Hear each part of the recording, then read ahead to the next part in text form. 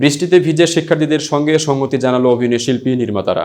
আজ বৃহস্পতিবার সকাল 11:30টার দিকে বৃষ্টি উপেক্ষা করে নানা ব্যানার নিয়ে তারা আজ ফার্মগেটে সমবেত হন। গণতন্ত্র মুক্তি পাক, স্বৈরাচার নিপাত যাক, এমন স্লোগানে মুখরিত হয়ে ওঠে সেখানকার চারপাশ। তাছাড়া বিভিন্ন গান গেয়েও নিজেদের প্রতিবাদ জানিয়েছেন।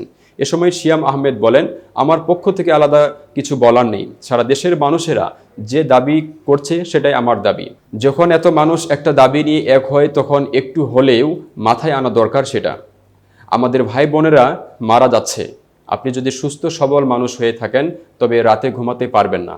আমার কানে এখনও মুগ্ধর পানি লাগবে কানে বাজে। আমরা সারা জীবন মানুষের জন্য কাজ করি, দেশের মানুষের জন্য কাজ করি। ছাত্ররা আমাদের প্রধান দর্শক।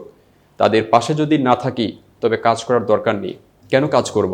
আমার ছেলেও আজ থেকে 15 বছর পর বলবে, তুমি তখন কি করেছো, কি জবাব দেব? তাই অবশ্যই আমি শিক্ষার্থীদের পক্ষে।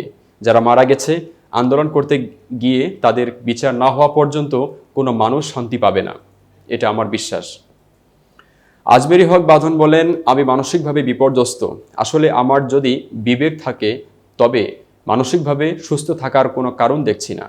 কান্না জড়িত কণ্ঠে তিনি বলেন, যেদিন থেকে গুলি চলছে সেদিন থেকেই আমরা সবাই মানসিকভাবে ভালো নেই, একটুও শান্তিতে নেই।